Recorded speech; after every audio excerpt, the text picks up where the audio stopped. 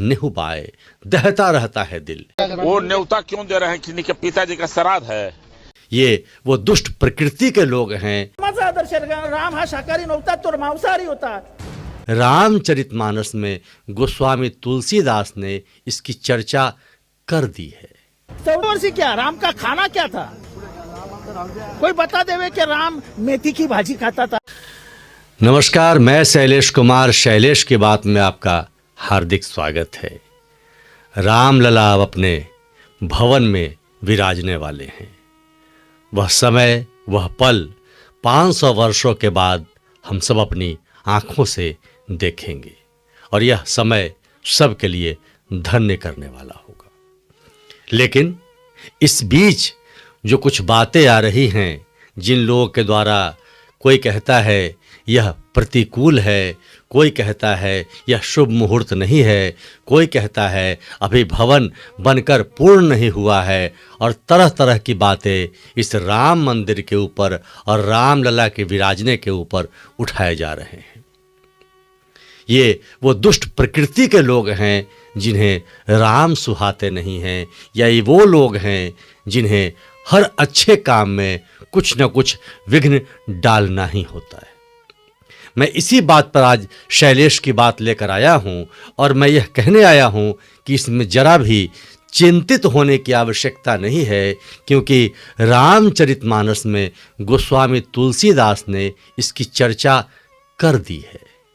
मैं रामचरितमानस की 2 चौपाइयाँ और एक दोहा का वर्णन करूँगा, जिससे यह प्रमाणित हो जाएगा कि ऐसा होता ही रहा है, और जब जब मंगल कामनाएं की गई है, कोई मंगल कार्य किया गया है, तो उस समय दुष्ट या विघ्न उत्पन्न करने वाले आ ही जाते हैं, और यह स्वाभाविक है। तो गोस्वामी तुलसीदास ने रामचरितमानस के बालकांड में लिखा है, बहुरी बन दिखल गन सति भाएं, जे बिनु काज दाही निहुबाएं, पर हित हानि लाभ जिन केरे, उजरे हर्ष विषाद बसेरे। अब मैं सच्चे भाव से दुष्टों को प्रणाम करता हूं, जो बिना प्रयोजन अपने हित करने वालों के भी प्रतिकूल कार्य किया करते हैं, ऐसा आचरण किया करते हैं जो उनका हित करता हो उसके विरुद्ध भी जाते हैं। और भगवान राम के प्रति भी, रामलला के प्रति भी जो कुछ लोग अनुचित बातें कह रहे हैं, विघ्न डालने का प्रयास कर रहे हैं, यह चौपाई प्रमाणित करता है कि रामचरितमानस में प्रत्येक बात जो लिखी गई है वह बिल्कुल व्यवहारिक तौर पर लिखी गई है, और वह हर समय सार्थक है।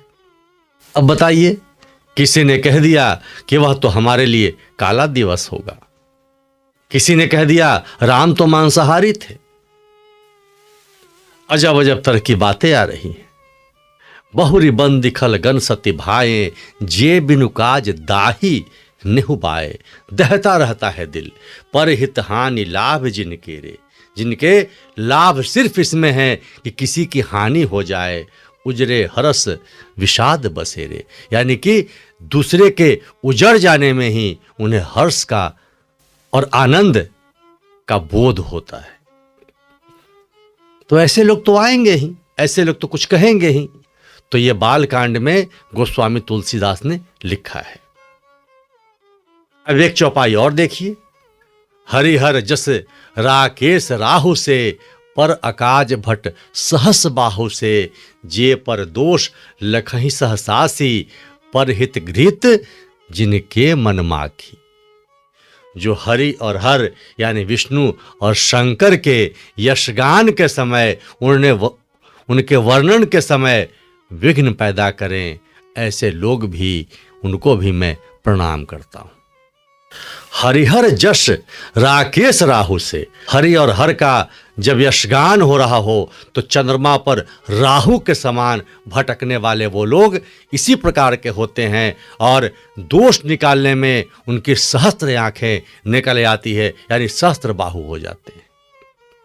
भगवान विष्णु और भगवान शंकर के यशगान हो या वर्णन हो, यह भी उनको नहीं सुहाता और विघ्न पैदा करने चले ही आते हैं। आज विघ्न पैदा करने वैसे ही लोग चले आ रहे हैं। कोई चिंता करने की आवश्यकता नहीं है। ये विघ्न के गान गाते रहेंगे, हम मंगल कामना करते रहेंगे, मंगल गान गाते रहेंगे और राम लला अपने भवन में विराजेंगे और हर्षोल्लास का वातावरण होगा।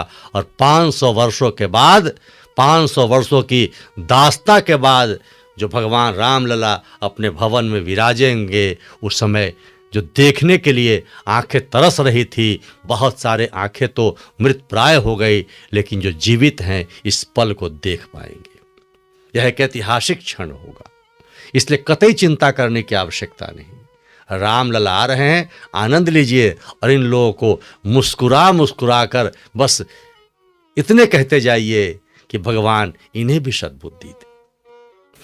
तो पहली चौपाई, बहुरी बंदी खल गन सति भाएं, जे बिनु काज दाहिने हुबाएं, पर हित हानि लाभ जिन केरे, उजरे हर्ष विषाद बसेरे।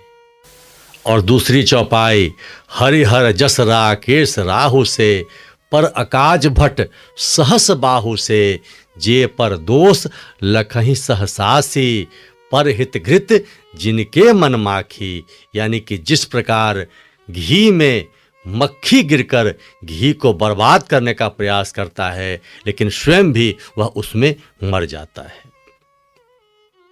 तो वैसे लोग शंकर और विष्णु के यशगान के समय आएंगे ही। राम का यशगान हो रहा है, ऐसे लोगों को तो आना ही है। ये रामचरितमानस में तुलसीदास ने लिख ही दिया है। और बालकांड में इस 2 चौपाई के साथ एक दोहा भी लिखा है गोस्वामी तुलसीदास ने।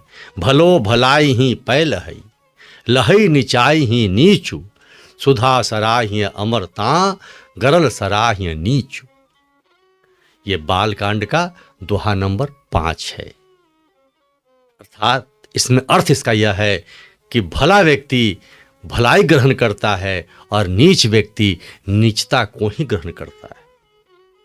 जैसे अमृत की सराहना अमरता के लिए होती है और विष की सराहना मरण के लिए होती है। इसी प्रकार जो व्यक्ति भला होता है वो भली बातों को लेता है। ठीक इसी प्रकार राम लला आ रहे हैं, इसका यशगान सब भले लोग कर रहे हैं और नीच को तो इसमें नीचता ही दिखाई देगी, क्योंकि उनके मन में विष भरा है। इसलिए चिंता तनिक न करें, बस राम लला को निहारते रहें। बस जल्द ही भगवान राम लला अपने भवन में विराजने वाले हैं। शैलेश की बात को अभी तक सब्सक्राइब नहीं किया है तो सब्सक्राइब करें। मैंने कहा था कि राम लला के आगमन तक अयोध्या, राम मंदिर और राम लला से संबंधित कुछ बातें मैं अवश्य आपके बीच लाता रहूँगा, क्योंकि मैं भी इसमें भागीदार होना चाहता हूँ। आप भी भागीदार बने। तो बस राम लला को आने की प्रतीक्षा में हम सब उनके जय जयकार में लगे। नीच व्यक्तियों का काम, दुष्ट व्यक्तियों का काम चलता रहेगा। आप मुस्कुराकर बस उनकी नीचता को देखते रहें और भगवान राम लला की प्रतीक्षा में लगे रहें। शैलेश की बात में आज इतना ही। अगले पोस्ट तक जय जय सिया राम।